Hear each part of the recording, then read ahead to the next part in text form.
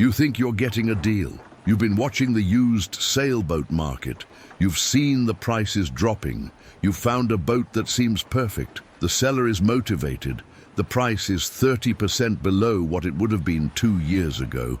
And you're convinced you've discovered an opportunity that everyone else missed. You're already imagining yourself at the helm, feeling smart about the bargain you're about to score. But what if I told you that everything you think you know about buying a used sailboat right now is wrong? What if the deal you think you're getting isn't a deal at all, but rather a carefully orchestrated trap designed to transfer someone else's problem onto you? What if the entire used boat market is structured in ways that benefit everyone except the buyer, and the current crash has made those structural problems worse, not better? I'm about to pull back the curtain on something the marine industry desperately doesn't want you to understand. The way used sailboats are bought and sold, the information asymmetries, the hidden incentives, the systematic deceptions that happen at every level of the transaction. This isn't about individual bad actors, though those exist. This is about a market that's fundamentally rigged against buyers, where the deck is stacked so thoroughly that even smart, cautious people get taken advantage of without realizing it until it's too late. By the end of this video, you're going to see the used sailboat market completely differently. You're going to understand how the game is actually played, who benefits and who loses, where the traps are hidden, and most importantly, how to protect yourself if you're determined to buy despite knowing the truth. Because here's the thing, even after I show you how rigged this market is, some of you are still going to buy boats. You'll think you can beat the system, or you'll decide the risk is worth it for the dream. And that's fine, but you deserve to know what you're walking into. You deserve to understand that the friendly broker, the motivated seller, the helpful surveyor, the accommodating lender, they all have incentives that don't align with yours. They all benefit from you completing this purchase, regardless of whether it's actually good for you. And in a crashed market like this one, where everyone in the industry is desperate to move inventory and generate transactions, those misaligned incentives become even more dangerous. The usual ethical guardrails, already weak, have completely eroded under financial pressure. What you're walking into isn't a free market with transparent pricing and honest information. It's a rigged game where you're the mark and everyone else at the table knows it. Stay with me, because what I'm about to reveal isn't just surprising. It's going to make you angry. It should make you angry. But anger without understanding is useless. I'm going to give you both the anger and the understanding. And then I'm going to give you the tools to either avoid the trap entirely or navigate it with enough awareness that you don't become another victim. Let me start with the most fundamental way the market is rigged against you. Information asymmetry. The seller knows everything about their boat. They know the complete history, every problem it's had, every repair that's been done or deferred, every quirk and issue and weakness. They've lived with this boat. They know it intimately. You, as the buyer, know almost nothing. You get what the seller chooses to tell you, what the listing chooses to reveal, and what a surveyor can find in a few hours of inspection. The information gap is enormous, and it's entirely in the seller's favor. Now, in theory, disclosure laws are supposed to level this playing field. Sellers are required to disclose known defects. But in practice, this requirement is nearly worthless. First, it's almost impossible to prove what a seller knew versus what they conveniently forgot or didn't consider important. Second, enforcement is so weak and expensive that it's rarely worth pursuing even when you can prove non-disclosure. Third, sellers can technically comply by providing vague disclosure statements that mention issues without really explaining their severity or implications. And fourth, many private sellers aren't even aware of the disclosure requirements or choose to ignore them because the consequences are minimal. So you're already starting from a position of massive disadvantage. The seller has all the information and strong incentive to hide problems. You have almost no information and no practical way to force full disclosure. But it gets worse, because the other parties involved in the transaction, the ones who are supposed to help you, they have incentives that don't align with yours either. Let's talk about brokers. In theory, a broker's job is to facilitate a fair transaction. In practice, a broker's job is to close deals and collect commissions. The broker gets paid when the transaction happens, regardless of whether it's good for the buyer. Now, if you hire a buyer's broker, someone who represents you specifically, their incentive should align more closely with yours. But even buyer's brokers get paid on commission, which means they benefit from you buying a more expensive boat and closing the deal quickly. A buyer's broker who tells you to walk away from every marginal boat, who encourages you to be extremely cautious and picky, who prioritizes your long-term satisfaction over their short-term commission, that broker won't last long in the business. The market selects for brokers who facilitate transactions, not for brokers who protect buyers. And in a crashed market where transactions are scarce and everyone's desperate, this selection pressure becomes even stronger. The brokers who are still in business are the ones who know how to push deals through even when buyers have reservations. Then there's the surveyor. The surveyor is supposed to be your objective professional assessment of the boat's condition. And many surveyors are honest professionals trying to do thorough work. But here's the problem. Surveyors get referrals from brokers and repeat business from buyers who successfully purchase boats. A surveyor who's too critical, who kills too many deals by finding too many problems, stops getting referrals. Brokers don't want to work with surveyors who torpedo sales. And buyers who've had multiple purchases fall through because of survey issues start wondering if their surveyor is too picky. So there's subtle pressure on surveyors to be reasonable, to focus on major issues while downplaying minor ones, to not be alarmist. Most surveyors resist this pressure to some degree because their professional reputation matters, but the pressure exists and it affects behavior at the margins. The really problematic surveyor isn't necessarily one who misses obvious issues. It's the one who finds issues but presents them in ways that don't adequately convey the severity or the potential future costs. A surveyor who notes that rigging is approaching the end of its service life without emphasizing that replacement will cost $15,000, that's helping the deal move forward while technically doing their job. And then there are the lenders. If you're financing your purchase, the lender is supposed to protect their interest by ensuring the boat is worth what they're lending. But in practice, lenders often use automated valuation models or cursory appraisals that don't reflect actual market conditions, especially in a rapidly changing market like this one. The lender's priority is originating loans and collecting interest, not ensuring you got a good deal. As long as there's some plausible basis for the valuation and the loan-to-value ratio seems acceptable, they'll fund it. And if the market continues to drop and you end up underwater on the loan, well, that's your problem, not theirs. They've already collected their origination fees and started earning interest. The risk is largely transferred to you, so you have sellers with all the information and incentive to hide problems, brokers with incentive to close deals rather than protect you, surveyors with subtle pressure to not be too critical, and lenders who don't really care if you overpaid, as long as the paperwork looks acceptable.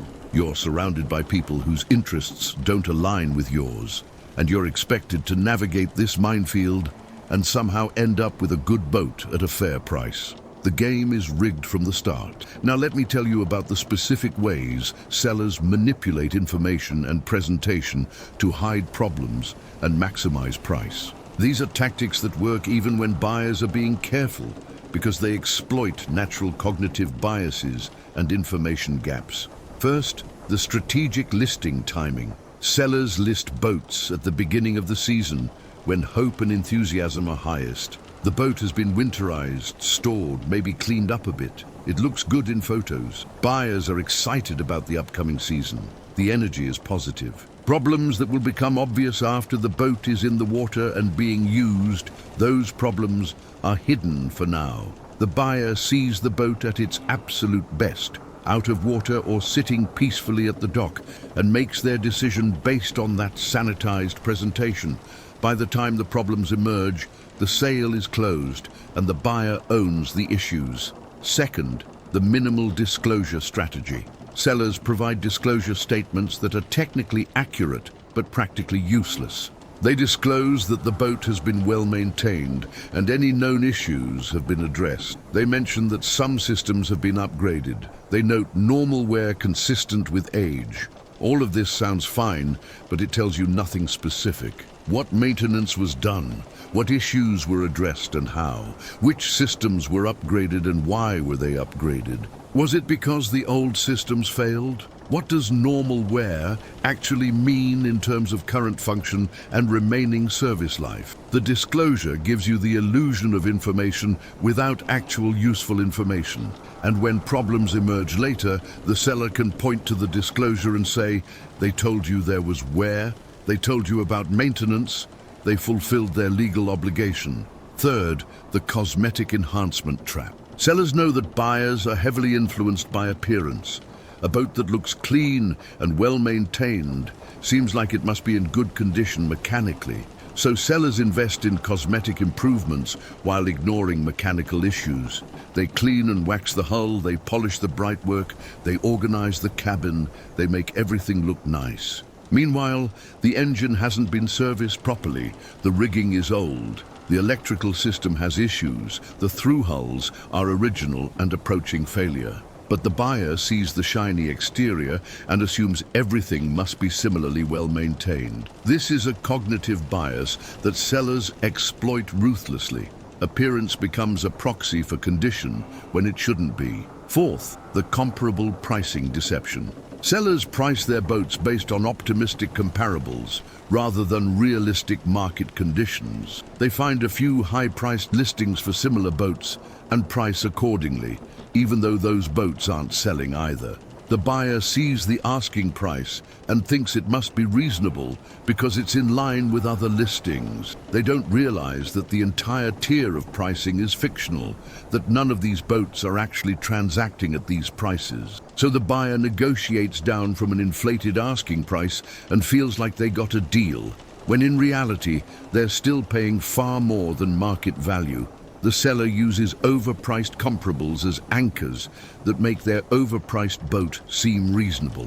Fifth, the urgency creation tactic. Sellers create false urgency to prevent buyers from thinking too carefully. They mention other interested parties, even when there aren't any. They suggest the boat won't be available long. They imply that this is a unique opportunity that won't come again. All of this is designed to trigger fear of missing out and push the buyer toward a quick decision. A quick decision means less time for due diligence, less time to discover problems, less time to think rationally about whether this purchase makes sense.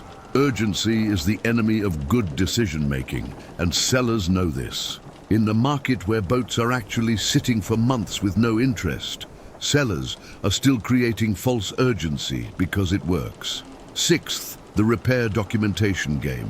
Sellers provide documentation of repairs and maintenance, but the documentation is selective. They show you receipts for work that makes the boat look well maintained. They don't show you the issues that weren't fixed, the deferred maintenance, the problems that are developing but haven't reached crisis point yet. The documentation you see is curated to create a favorable impression, not to give you a complete picture.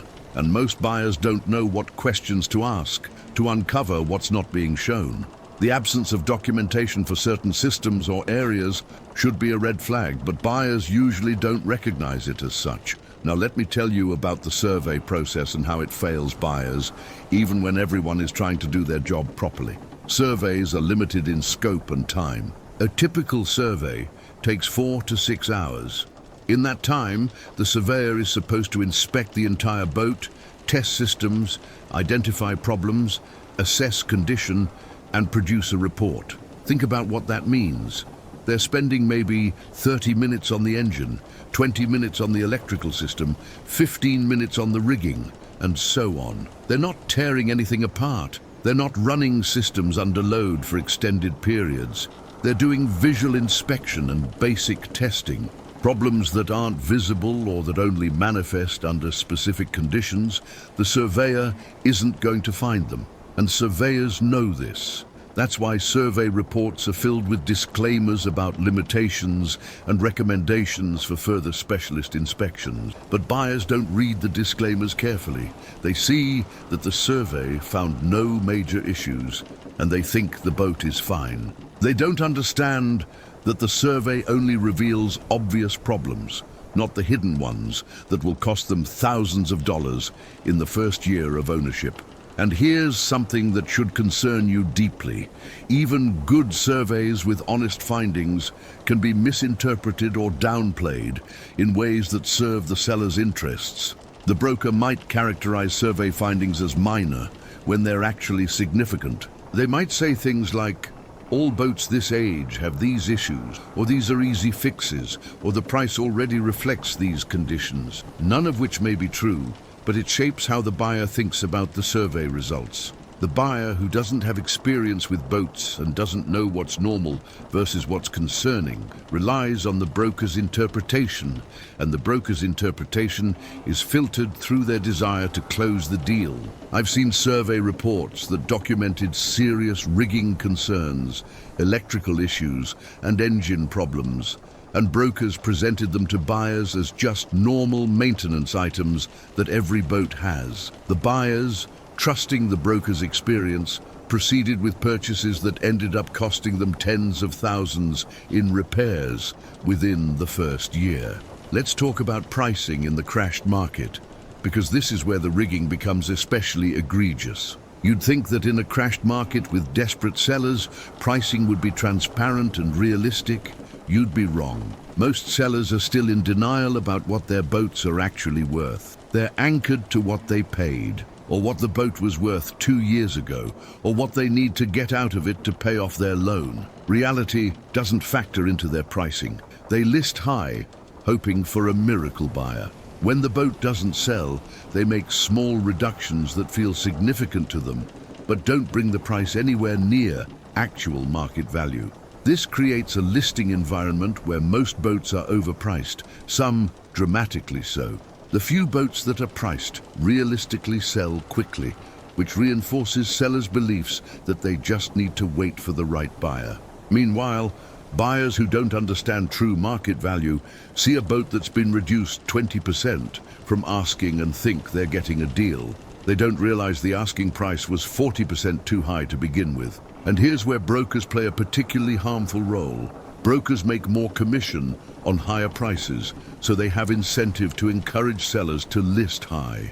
They'll tell sellers that the market is stabilizing, that prices are finding support, that their boat is special and deserves premium pricing, all of which might be technically true in some abstract sense, but is practically useless for actually selling the boat. The broker would rather have a listing at an inflated price that sits for a year than push the seller to price realistically and sell quickly at a lower commission. Why? Because as long as the boat is listed with them, there's a chance it sells.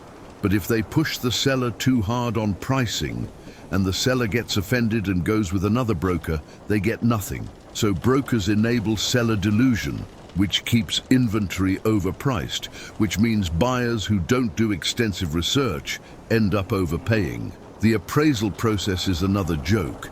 If you're financing, the lender requires an appraisal. The appraiser is supposed to determine market value, but appraisals in the boat market are often based on outdated comparables or asking prices rather than actual sale prices. And appraisers have incentive to come in at a value that supports the loan, because that's what the lender wants, that's what the broker wants, that's what the seller wants. An appraiser who consistently values boats below purchase price becomes inconvenient for everyone in the transaction chain. So appraisals tend to support purchase prices unless the price is really egregiously high. This means the appraisal, which buyers often view as validation that they're paying fair value, is actually just another step in the rigging of the market against them. Let me tell you about the post-purchase reality that most buyers don't anticipate, because this is where the true cost of buying a rigged market reveals itself. You've bought the boat. You've paid what seemed like a fair price based on the information you had. You're excited, and then You start actually using the boat, actually living with it, actually discovering all the problems that weren't disclosed, weren't found by the survey, weren't visible until the boat was under load, or you'd spent significant time with it. The engine runs, but it smokes and uses oil, indicating wear that's going to require expensive work soon. The sails look fine, but they're stretched and don't hold shape well, which you don't discover until you try to sail to windward in any real breeze. The electrical system works, but there are corrosion issues and failing connections throughout, which start causing random problems. The rigging is within survey limits, but it's old and probably should be replaced soon for safety. The deck has soft spots that suggest underlying delamination that's going to get worse. None of these issues were hidden deliberately, they just weren't obvious in the limited inspection process. But they're all expensive. Collectively, they could easily cost $20,000 to $30,000 to properly address. Now you're facing the reality that you didn't just buy the boat, you bought a project. And maybe you knew intellectually that used boats require work, but you didn't really understand how much work and how much cost. The dream of sailing is replaced with the reality of repair and maintenance. The budget you thought would cover annual operating costs isn't enough. You're dipping into savings or credit to keep the boat functional, and you're realizing that the deal you thought you got wasn't a deal at all. You paid what seemed like fair market value for a boat that actually needed significant additional investment to be reliable. If you'd known the true total cost of acquisition plus necessary repairs, you never would have bought it. But now you own it, and you're trapped in the same situation that led the previous owner to sell it. This is how the rigged market churns through buyers, each one thinking they're getting a deal, each one discovering too late that they weren't. And here's the really insidious part. You can't even be angry at specific people because nobody lied to you directly. The seller disclosed what they were legally required to disclose. The broker facilitated the transaction. The surveyor found the obvious problems. The appraiser valued it based on standard methodology. Everyone followed the rules, but the rules of the market are structured in ways that enable this outcome, that make it nearly inevitable that buyers will overpay and discover problems after purchase. The market is rigged, not through illegal actions, but through systemic incentive structures that favor everyone except the buyer. And the crashed market has made it worse because everyone is more desperate, more willing to bend ethics at the margins, more likely to let things slide that they might have flagged in better times. So what do you do with this information? How do you protect yourself in a rigged market if you're determined to buy a boat despite everything I've just told you? First, assume that everything you're told is optimistic at best and potentially misleading. Trust nothing until you verify it independently. The seller says the boat is well maintained. Get documentation and verify with specialists. The broker says the price is fair. Do your own market research using actual sale prices, not asking prices. The surveyor says issues are minor. Get second opinions from specialists in those systems. The appraiser says value is supported. Ignore them and base your decision on your own research. Second, take your time. Refuse to be rushed. The urgency is fake. There will be other boats. Any pressure to make a quick decision is a red flag that should make you more cautious, not less. Third, budget for the worst. Whatever you think the boat will cost you in the first year, double it. If you can't afford that doubled number, you can't afford the boat. The hidden costs, the undiscovered problems, the deferred maintenance, they're real and they're expensive. Fourth, negotiate aggressively based on reality, not asking price. Most boats are overpriced. Make offers based on what the boat is actually worth, not what the seller is asking. Be prepared to walk away from most boats because most boats aren't worth what they're being offered for. Fifth, and this is critical, hire independent specialists to inspect systems beyond what the standard survey covers. Pay a diesel mechanic to thoroughly inspect and test the engine. Pay a rigger to inspect the rigging. Pay an electrician to assess the electrical system. Pay a surveyor who specializes in moisture and structural issues to look at the hull. Yes, this costs money, But it's far cheaper than buying a boat with hidden problems. The standard survey isn't enough in a rigged market. You need multiple specialists looking at different aspects of the boat. Sixth, read everything carefully. The disclosure statements, the survey report, the listing description, the brokerage agreements. Look for what's not said, what's vague, what's qualified. The important information is often in what's missing rather than what's present. And seventh, consider walking away entirely. The used sailboat market is so fundamentally rigged against buyers right now that the smart play might be to not play at all. Charter. When you want to sail, join a boat club. Wait for the market to truly crash to the point where sellers have no choice but to accept reality. Your dream of boat ownership isn't worth overpaying by tens of thousands of dollars and spending years stressed about costs. The used sailboat market is rigged, not through conspiracy, but through systemic structures that benefit everyone except you. The seller gets to offload their problem, the broker gets their commission, the surveyor gets paid without alienating referral sources, the lender originates a loan. Everyone wins except the buyer who overpays for a boat with hidden problems and then spends years managing the financial and emotional consequences. That's the truth they don't want you to know. Now you know it. Now you can make informed decisions instead of walking blindly into a rigged game. Maybe you buy anyway, armed with knowledge and taking aggressive protective measures. Maybe you walk away and find other ways to enjoy sailing without ownership. But whatever you do, don't fool yourself that there are good deals out there waiting to be found. There aren't. There are expensive lessons disguised as opportunities, and the market is designed to make sure you learn those lessons the hard way. The only way to win is to not play, or to play so defensively that you frustrate everyone involved.